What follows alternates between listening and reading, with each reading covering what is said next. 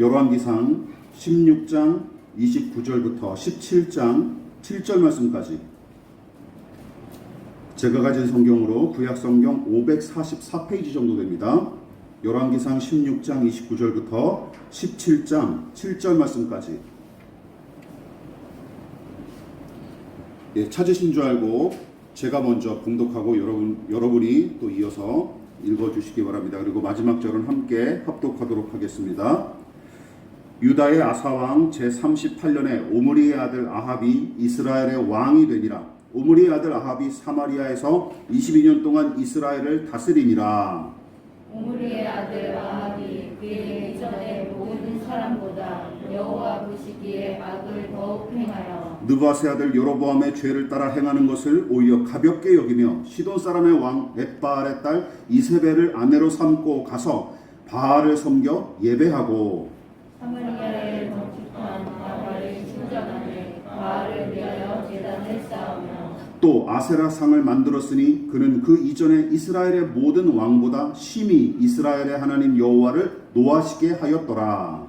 두시에 베다의 사람 하일이 여리고를 건축하였는데 그가 그 터를 쌓을 때에 맏아들 아비람을 잃었고 그 성문을 세울 때에 막내 아들 수국을 잃었으니 여호와께서 눈의 아들 여호수아를 통하여 신 말씀과 같이 되었더라. 길르앗에 우거하는 자 중에 디셉 사람 엘리야가 아합에게 말하되 내가 섬기는 이스라엘의 하나님 여호와께서 살아계심을 두고 맹세하노니 내 말이 없으면 수년 동안 비도 이슬도 있지 아니하리라 하니라. 여호와의 말씀이 엘리야에게 임하여 이르시되 너는 여기서 떠나 동쪽으로 가서 요단 앞 그릿 시냇가에 숨고 그 시내물을 마시라. 내가 까마귀들에게 명령하여 거기서 너를 먹이게 하리라. 그가 여호와의 말씀과 같이 하여 곧 가서 요단 앞 그릿 시냇가에 머물매 까마귀들이 아침에도 떡과 고기를 저녁에도 떡과 고기를 가져왔고 그가 시내물을 마셨으나 다 같이 땅에 비가 내리지 아니하므로 얼마 후에 그 시내가 마르니라. 아멘. 말씀의 제목을 다 같이 한번 읽어보시겠습니다. 자, 시작.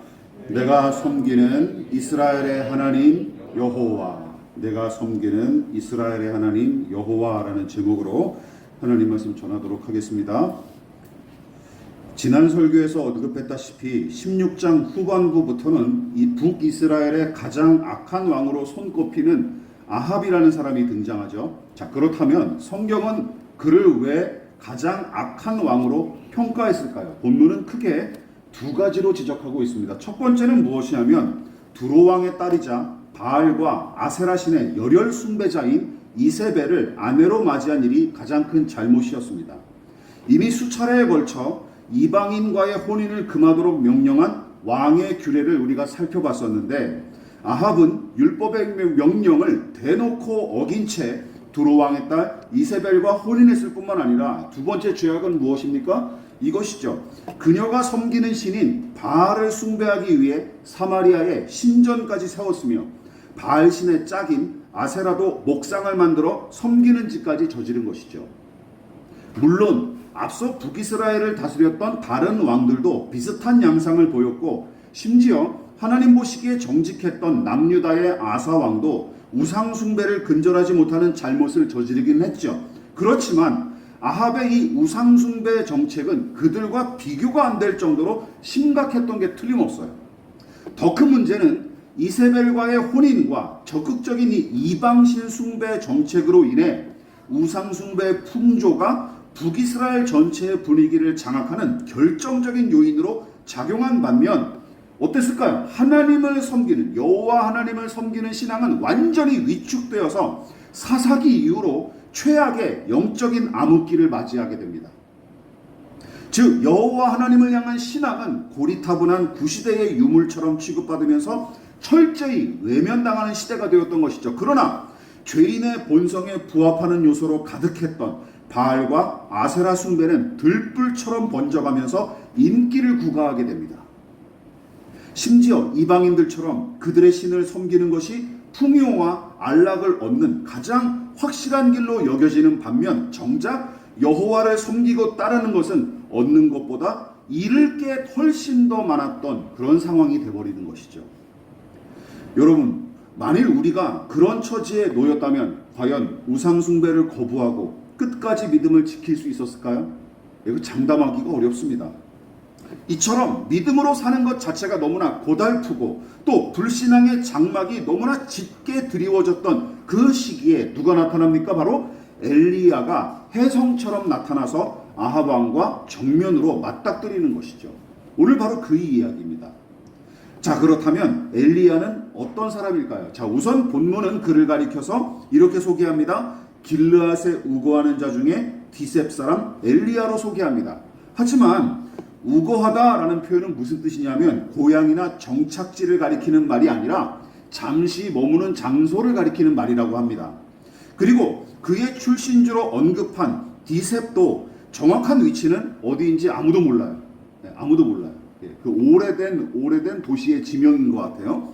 또한 본문의 갑작스러운 등장보다 더 신기하고 놀라운 퇴장으로 유명한 인물이 바로 엘리야인데 평생 하나님과 동행하다가 종국에는 하나님께서 친히 데려가신 창세기 유명한 사람 있죠. 누가 있습니까? 에녹이라는 사람이 있죠. 창세기 5장에 나와요. 훗날 근데 엘리야도 죽음을 맛보지 않고 하나님께서 일으키신 회오리 바람을 통해 하늘로 올라가는 기적을 누리는 사람이죠. 그러니까 성경에 죽음을 맛보지 않고 죽음을 겪지 않고 하늘로 직접 끌려 올라간 사람이 두 사람인 거예요. 에녹과 엘리야.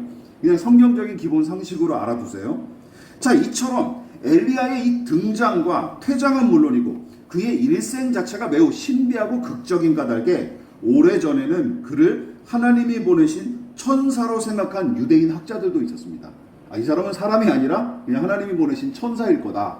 이제 이게 사람의 모습을 하고 나타났다고 이렇게 믿는, 전설처럼 믿는 사람들이 있었다라는 것이죠. 왜냐하면 워낙 이 사람의 일대기가 너무 기가 막히고 신비하니까. 오늘 등장도 마찬가지 아닙니까? 뜬금없이 갑작스럽게 나타나서는 또 나중에 사라지다 어떻게 사라져요? 회오리 바람을 타고 하늘로 올라가니까 그냥 유대인 중에서는 그런 사람들도 있었다라는 것이죠. 이건 사람이 아니라 천사일 거다라고 추측했다는 것이죠. 자, 근데 본문을 보십시오. 아합 왕 앞에 갑자기 나타나서 이렇게 얘기하죠. 하나님의 말씀이 있기 전까지 수년 동안 비도 이슬도 내리지 않을 것이다 하고 선포한 뒤 본격적으로 하나님의 뜻을 가르치고 왕과 백성을 돌이키기 위해 동분서주할 것 같은데 그러기는커녕 뜬금없이 또 그 자리를 떠나서 그리 시냇가로 잠적을 합니다. 특히 오늘은 엘리야가 아합 왕 앞에서 말씀을 선포한 일과 그 이후의 행보를 주목할 텐데 그가 북이스라엘 왕 앞에 갑자기 나타나서 다짜고짜 선포한 말씀을 우리가 주목할 필요가 있는 것이죠. 같이 한번 읽어볼까요? 1절 시작. 내가 섬기는 이스라엘의 하나님 여호와께서 살아계심을 두고 맹세하노니 내 말이 없으면 수년 동안 비도 이슬도 있지 아니하니라 하니라. 이 구절의 앞부분은 이 예언이 하나님의 권위에서 비롯된 것임을 밝히고 뒷부분은 뭡니까? 앞으로 닥칠 심판과 징계에 관한 예언이 주를 이룹니다. 자, 여기서 많은 신자가 가뭄에 관한 예언을 주목하지만 저는 내가 섬기는 이스라엘의 하나님께서 살아계심을 두고 맹세합니다 하는 말을 더 주목하고 싶습니다. 왜냐하면 이 고백이 그의 믿음을 분명하게 나타내 줄 뿐만 아니라 당신은 이 믿음을 고백하며 살아가는 것이 오히려 손해와 위험을 초래했기 때문이죠. 또한 여기에 담긴 메시지를 보십시오. 지금 그는 이렇게 선포하는 중이에요. 잘 들어보십시오. 하나님께서 살아계시고 그분이야말로 이스라엘을 다스리시는 유일한 신이시며 나는 누구로 소개하는 거예요? 그분을 섬기는 사람입니다 라고 소개하는 거예요. 여러분은 이 말이 어떻게 들리십니까? 이 내용 자체가 아합 왕의 우상 숭배 정책을 정면으로 거스를 뿐만 아니라 왕의 불법과 불의를 지적하고 하나님의 심판을 예고하는 일종의 선전포고와도 같은 거예요. 나는 이제부터 너와 전쟁하겠다라고 이제 선고한 것과 같은 것입니다. 무엇보다 우리는 이 내용을 통해 엘리야가 어떤 사람인지 알 수 있습니다. 다시 말해서 그가 누구의 자손이고 어디 출신이며 무슨 교육을 받았는지 알 도리가 없지만 이 구절은 그에 대해서 뭐라고 설명해 주는 거예요? 지금도 살아계셔서 이스라엘을 다스리시는 하나님, 그리고 그 하나님을 섬기는 사람임을 확실하게 보여준다는 것이죠.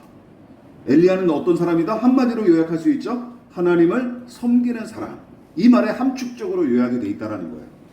그런데 엄밀히 따지자면 여러분 저 스스로 내뱉은 말이기에 신빙성이 떨어지죠. 그렇잖아요. 이게 야 나는 멋진 사람이야 라고 얘기하면 자기가 느끼는 것이 남이 인정해 주지 않으면 그냥 끝이잖아요. 엘리야도 마찬가지죠. 나는 하나님을 섬기는 사람이다. 말은 할 수 있지만 그 증거가 무엇이냐라는 것이죠. 본문은 그가 살아계신 하나님을 섬기는 사람임을 증명하는 내용으로 다행히도 가득합니다. 자, 그러면 그 증거가 무엇인지 우리가 세 가지로 살펴보도록 하겠습니다. 자, 첫 번째 무엇입니까? 빨간 글씨 읽어볼게요. 시작. 하나님의 말씀을 듣고 순종하는 엘리야. 그가 하나님을 섬기는 사람임을 무엇으로 알 수 있다? 하나님의 말씀을 듣고 순종하는 모습으로 알 수 있다는 것이죠. 본문에서 엘리야는 뜬금없이 아합왕을 찾아가 하나님의 말씀을 전했고 그 다음에도 난데없이 그리시네가로 가서 은둔하기에 이릅니다. 여러분 겉으로 드러난 이동 경로와 그의 행위만 보면 괴짜 선지자의 기이한 행각처럼 보일 뿐입니다. 그러나 본문은 무모하면서도 괴상한 그의 행각이 그냥 이루어진 게 아니라 어떻다고요? 하나님의 말씀에 따라 순종한 일임을 독자들에게 보여주죠. 우선 엘리야가 왕 앞에서 내가 다시 입을 열기까지 앞으로 몇 해 동안은 비는 물론이고 이슬 한 방울도 내리지 않을 것입니다 하고 선포한 말씀을 주목해 보십시오. 혹시 엘리야가 제멋대로 내뱉은 말 아니냐라고 생각할 수도 있는데 말도 안 됩니다. 왜냐하면 본문에 기록된 이 엘리야의 행보가 오직 하나님의 말씀에 대한 순종으로 채워졌기 때문이죠. 그리고 아합 왕 앞에서 용감히 선포했던 이 오랜 가뭄의 예언은 하나님께서 계시하시는 말씀을 그가 직접 들었거나 혹은 모세의 율법을 심사숙고하며 읽다가 얻은 영적 통찰이 틀림없습니다. 여러분 오래전 모세가 신명기를 통해서 이스라엘 백성에게 경고했던 내용을 함께 살펴보도록 하겠습니다. 신명기 11장입니다. 같이 읽어볼까요? 자, 시작. 너희는 스스로 삼가라. 두렵건대 마음에 미혹하여 돌이켜 다른 신을 섬기며 그것에게 절함으로 여호와께서 너희에게 진노하사 하늘을 닫아 비를 내리지 아니하여 땅이 소산을 내지 않게 하심으로 너희가 여호와께서 주신 아름다운 땅에서 속히 멸망할까 하노라. 이게 가나안 땅에 나중에 너희가 정착하게 될 때 이런 일을 겪지 않도록 조심하라고 경고하신 말씀이거든요.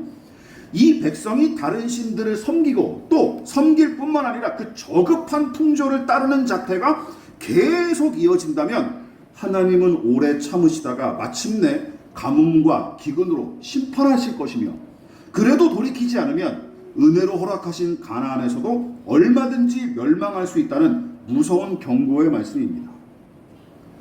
그리고 훗날 불신앙으로 일관했던 북이스라엘과 남유다는 어떻게 되죠? 이 예언대로 파국을 맞이합니다. 아무튼 엘리야가 하나님의 계시를 직접 들었든 아니면 모세의 이 율법의 말씀을 묵상하여 얻은 통찰이든 혹은 직접적인 계시와 율법의 묵상이 함께 어우러졌든 그는 아합 왕과 북이스라엘 백성의 불의를 가만두고 보지 않으시며 마침내 진노하시고 심판하시려는 하나님의 마음을 헤아릴 수 있었던 게 틀림없어요. 야 이제는 거의 다 왔구나. 이거 안 되겠다. 나서야 되겠구나. 했거나 아니면 하나님께서 직접적으로 너 이제 나가라 명령하셨든지 둘 중에 하나는 분명하다라는 것이죠. 또한 엘리야가 아합 앞에서 용감하고 멋지게 하나님의 진노와 심판을 선포한 뒤 곧바로 하나님의 권능을 힘입어 왕의 불의를 더욱더 호되게 꾸짖고 그의 기세를 꺾는 일이 이어졌어야 자연스러운데 아무런 후속 조치 없이 그의 시냇가로 가서 숨어라 하신 말씀 때문에 샘솟는 아쉬움과 황당함에도 불구하고 엘리야가 어떻게 하죠? 그냥 순순히 발걸음을 돌리죠. 이게 참 어려운 일입니다. 이게 참 어려운 일이에요. 시냇물을 마시고 까마귀가 주는 음식으로 연명하라 하는 괴상한 명령까지 순종하여 엘리야는 그리시네가로 향합니다. 그러니까 엘리야는 하나님께서 말씀하시면 듣고 들은 대로 순종했을 뿐입니다. 이게 바로 열왕기상 17장 전반부가 보여주는 이야기예요. 엘리야가 스스로 결정해서 하는 일이 없어요. 그냥 하나님이 가라 하시면 어디든지 가고 하나님이 먹으라 하시면 무엇이든 먹고 그랬던 것이죠. 이처럼 하나님의 말씀을 순종하는 이 간단한 패턴이 도대체 얼마 만에 등장하는지 한번 생각해 보십시오. 2장 만에 등장하는 거예요. 2장 만에. 여러분, 지난번 하나님의 사람인가 하나님의 도구인가 하는 제목으로 설교했던 내용을 기억하십니까? 열왕기상 15장과 16장에 걸쳐 반역과 세습을 일삼으며 왕위를 차지했던 이 초창기 북이스라엘 왕들은 물론이고 간혹 등장하여 그들의 죄악과 불의를 지적했던 선지자들을 우리가 함께 살펴봤었어요. 그 두 부류의 결정적인 차이점이 무엇이었습니까? 누가 하나님의 사람입니까? 이런 사람들이 하나님의 사람이었어요. 누구? 하나님의 말씀을 받은 사람, 하나님의 말씀이 임한 사람, 그 사람들이 바로 하나님의 사람이었죠. 그리고 지금 엘리야도 어떻습니까? 그 패턴이 똑같이 이루어지죠. 하나님께서 말씀하시는 사람, 그리고 말씀하시는 하나님께 귀를 기울이는 사람으로서 그가 등장합니다. 똑같아요. 항상 똑같아요. 항상 똑같아요. 이것이 진짜 선지자와 가짜 선지자, 신자와 불신자, 주의 종과 죄의 종을 구분하는 강력한 표지임을 지금 성경이 지적하고 있는 것입니다. 또한 본문과 관련하여서는 한 가지를 더 추가할 수 있죠. 무엇입니까? 말씀이 임한 사람, 하나님께서 말씀하시는 사람, 말씀하시는 하나님께 귀를 기울이는 사람, 이게 뭐예요? 하나님을 섬기는 자인가 아니면 다른 것을 섬기는 자인가를 구분하는 표지가 되는 거예요. 하나님을 섬기는 자인가 다른 것을 섬기는 자인가, 이것의 차이도 여기서 드러나는 것입니다. 하나님의 말씀이 임하고 그 말씀에 귀를 기울이는 사람, 말씀을 들은 대로 순종하고 충성하는 자가 하나님의 사람이고 진짜 주님의 종인 것입니다. 그러니까 얼마 전에 언급했던 스마야와 아히야와 하나니와 예후 선지자와 함께 베델의 우상제단을 규탄했던 하나님의 사람, 이 모든 사람이 바로 본문의 엘리야처럼 오직 하나님을 섬기는 진정한 주님의 종들이었던 셈입니다. 믿으십니까? 이 사람들이야말로 주님의 종들, 하나님을 섬기는 사람들이었던 것이죠.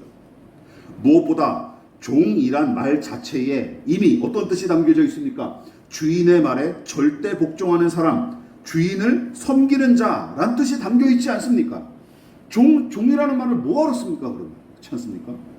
제가 몇 차례 계속 예전에도 설교할 때 그런 말을 목회자들을 가리켜 주의 종이라는 말을 한정해서 쓰면 안 됩니다. 비성경적이에요.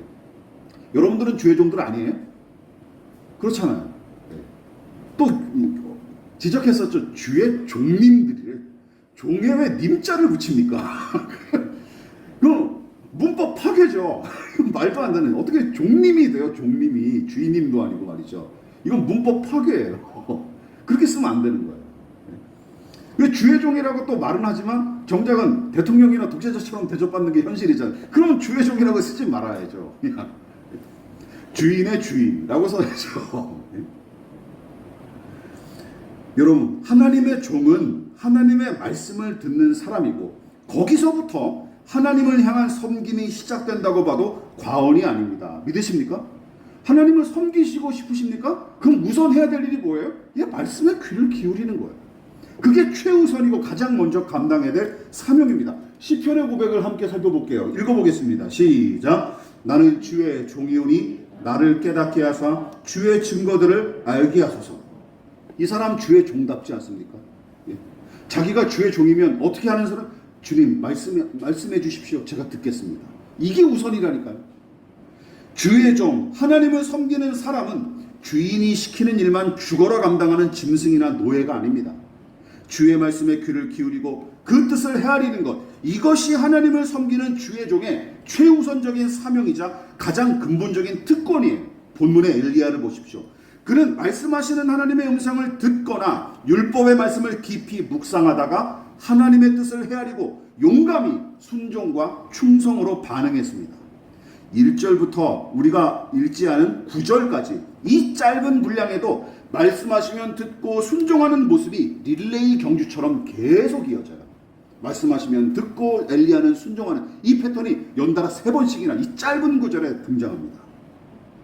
하나님의 말씀을 귀 기울이는 사람들을 찾아보기가 도대체 힘들고 대부분 바알과 아세라 신앙이 제공하는 말초적 쾌락에 도취하여 살아갈 때 하나님은 엘리야를 어떻게? 말씀을 듣고 순종하는 당신의 사람으로 구별하고 계십니다. 하나님의 말씀을 듣는 사람, 그 말씀에 순종하는 사람, 그러므로 하나님과 친밀히 교제하고 그 뜻을 헤아렸던 사람, 이 엄혹한 시절을 이기고 회복과 승리의 손자로 쓰임받을 수 있었던 원동력이 바로 이것입니다. 그뿐만이 아니죠. 우리는 두 번째 또 내용을 살펴봐야 됩니다. 엘리야는 어떻게 하나님을 섬기는 사람인 줄 알 수 있습니까? 시작. 하나님의 은혜로 살아가는 엘리야. 하나님께서 엘리야를 그리시네가로 보내신 이유가 무엇입니까? 여러 가지의 의도가 있지만 엘리야가 당신의 뜻에 순종하는 사람으로 살아가게끔 하실 뿐만 아니라 선지자의 사명을 잘 들어보십시오. 자신의 힘이 아니라 은혜를 의지하여 감당하도록 훈련시키려는 의도로 거기로 보내시는 거예요. 이게 가장 중요한 목적입니다. 그러니까 까마귀가 물어다주는 떡과 고기로 그리시네가에 물로 연명하게 하신 이유는 이것이죠. 너는 너의 힘으로 사는 존재가 아니라 내가 베푸는 것으로 사는 존재임을 명심하라 라는 이 훈련 코스가 뭐였어요? 바로 그리시네가에 가서 머무는 시간이었어요. 그래서 하나님은 아합 왕 앞에 가뭄을 선포한 뒤 곧장 엘리야를 어디로 보내십니까? 그리시네가로 인도하신 거예요.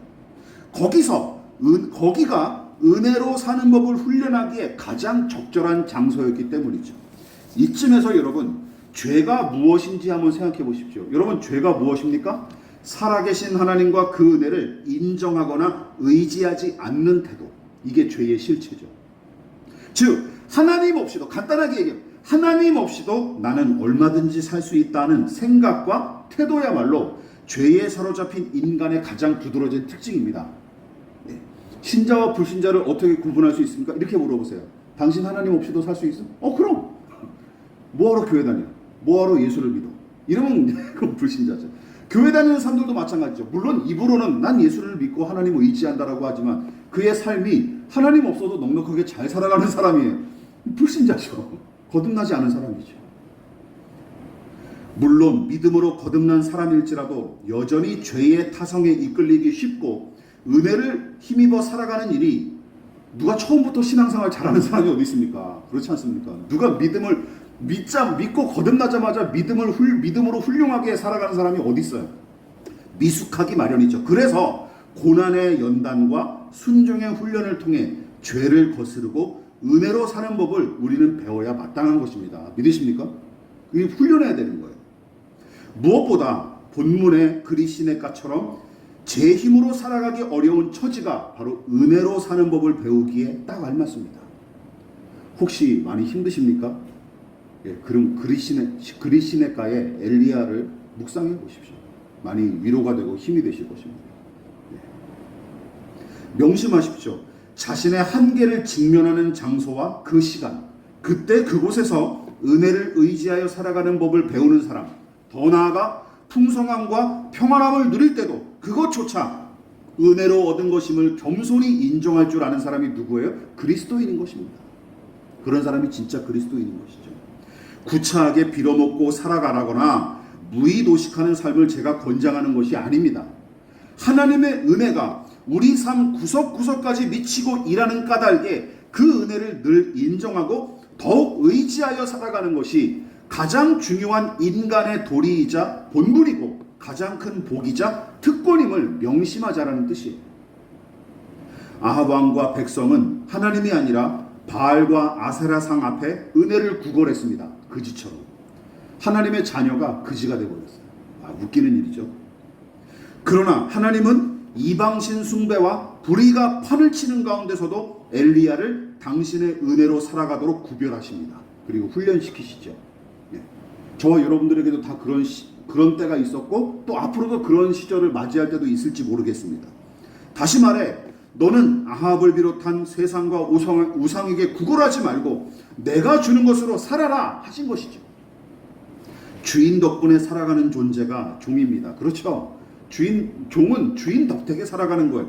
그러므로 하나님을 섬기는 사람은 그 은혜를 힘입어 살아가야 마땅합니다. 여러분은 이 약속의 말씀을 신뢰하십니까? 정말? 히브리서 4장 16절 시작. 그러므로 우리는 긍휼하심을 받고 때를 따라 돕는 은혜를 얻기 위하여 은혜의 보좌 앞에 담대히 나아갈 것이니라.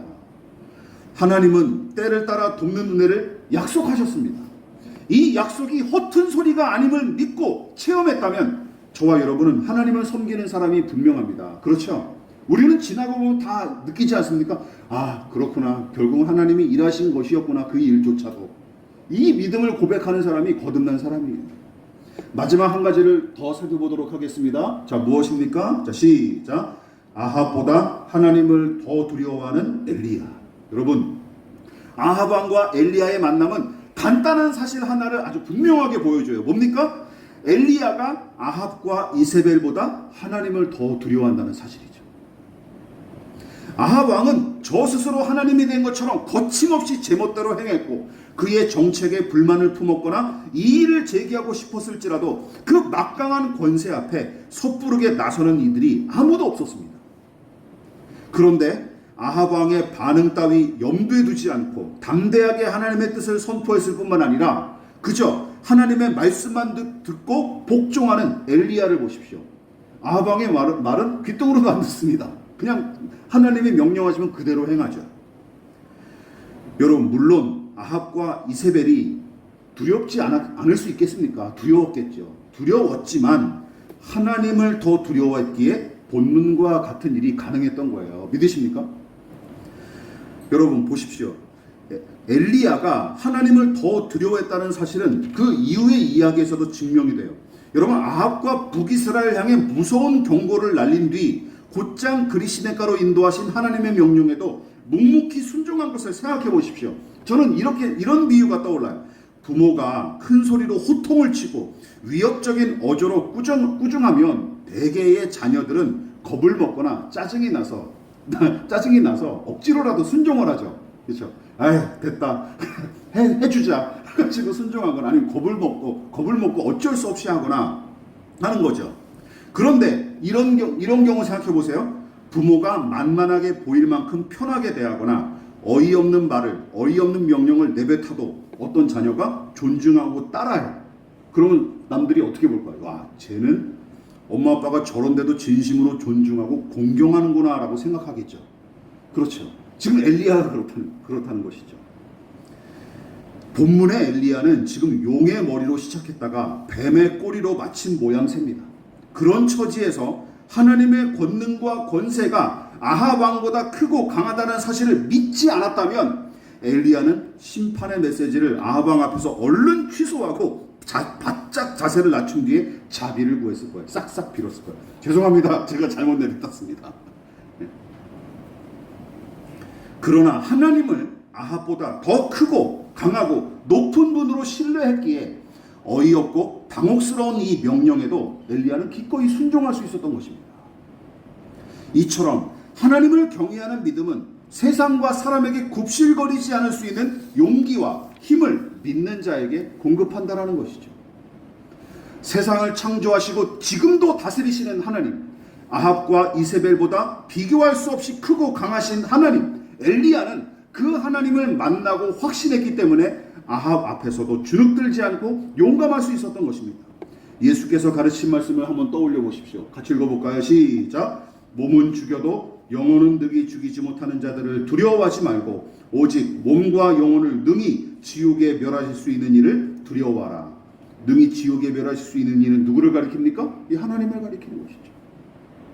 예수님은 지금 정말 두려워해야 될 대상이 누구인지 똑똑히 가르쳐주고 계십니다. 그리고 신실한 신자들이 불의한 권력과 타락한 세상의 생리에 저항하면서 맞서 싸우는 원동력이 무엇입니까? 바로 이 믿음 때문이에요. 이 믿음. 하나님이 더 세상 그까짓 거 두렵지 않다. 나는 하나님이 더 두렵다. 라는 믿음을 가지고 있었던 것이죠.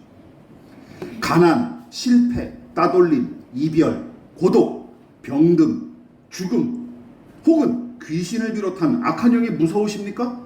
심지어 지옥의 영원한 형벌이 하나님보다 더 두려우십니까? 이거는 잘못된 신앙이에요. 하나님을 가장 두려워해야 될 분으로 신뢰하는 것이 우리 기독교 신앙입니다. 믿으십니까? 지옥보다 더 두려워해야 돼요. 원래는 그게 합당한 이치입니다. 기억하십시오. 모든 권세와 능력 위에 계시고 그거보다 더 크고 강하신 하나님을 신뢰한다면 모든 두려움을 이기는 하나님의 사랑이 우리에게 임할 것입니다. 믿으십니까? 요한일서 4장 18절에 약속하셨어요. 본문의 엘리야가 그 사랑을 힘입어 용감히 순종할 수 있었던 것처럼 세상보다 크신 하나님을 확신함으로 두려움의 장벽을 용감히 뛰어넘는 사람이 진정으로 하나님을 섬기는 사람이자 구별된 주의 종임을 명심하십시다. 말씀을 마치도록 하겠습니다. 나는 하나님, 살아계신 하나님을 섬기는 사람이다 하고 엘리야처럼 말하기는 쉽습니다. 그때그때 상황에 따라서는 불신자들까지도 얼마든지 내뱉을 수 있는 말이에요. 이득이 된다 그러면 교회도 찾아오고 이렇게 믿음도 고백할 수 있는 거예요, 말로는. 그러나 정작 엘리야처럼 힘써 주의 말씀을 청종하고 오직 은혜로 사는 법을 배우고 하나님을 가장 두려워하며 살아가기란 쉬운 일이 아닐 뿐더러 안타깝게도 교회 안에서조차 그 방식대로 사는 사람은 찾아보기 힘든 게 현실입니다. 안타까운 일이죠. 그럴듯한 말만 내뱉기 일쑤고 미끈한 거칠에만 과시하는 신앙은 엘리야가 살던 시대는 물론이고 오늘날에도 개인이나 공동체에 아무런 유익이나 영광이 없습니다. 여러분은, 저는 하나님을 섬기는 사람입니까? 그렇다면 말씀과 기도를 통해 하나님의 뜻을 헤아리기에 힘쓰고 계십니까? 그리고 하나님의 은혜로 사는 인생임을 확신하고 살아가십니까? 또한 하나님을 가장 크고 강하신 분으로 믿고 있습니까? 말로는 그렇지만 혹시 매일매일 돈 앞에 무릎 꿇고 사람 앞에 무릎 꿇고 있지 않습니까? 다시 말해 하나님을 경외하는 믿음이 저와 여러분에게 있는지 진지하게 그리고 진실하게 자문해 보시기 바랍니다. 그리고 이렇게 기도하십시오. 살아계신 하나님을 섬기는 주의 종이 되게 하시고 믿음이 옅고 약한 저를 불쌍히 여겨주소서. 제게 확신하는 믿음, 더 크고 깊고 짙은 믿음을 주소서. 주의 은혜 없이 살아갈 수 없으니 날마다 그 은혜를 힘입어 살게 하소서. 이것이 우리가 날마다 기도해야 되는 제목이 될 줄 믿습니다. 언제 어디서나 하나님을 섬기는 사람으로 살아가는 저와 여러분 되시기를 진심으로 축원을 드리겠습니다. 기도하겠습니다. 지금은 우리를 위하여 십자가에 몸버려 피 흘려 돌아가신 예수 그리스도의 한량없으신 은혜와 하나님 아버지의 지극하신 사랑하심과 성령 하나님의 영원한 사귐이 나는 하나님을 섬기는 자로라 선포하며 살아가기를 결단하여 겸손히 머리 숙인 사랑하는 성도들의 머리머리 위에 저들의 가정과 직장과 사업장과 학업과 장래 가운데 이 나라의 민족과 한국교회와 저 북녘의 동포들과 세계와 열방 가운데 지금부터 영원히 함께 하시기를 간절히 축원하옵나이다. 아멘.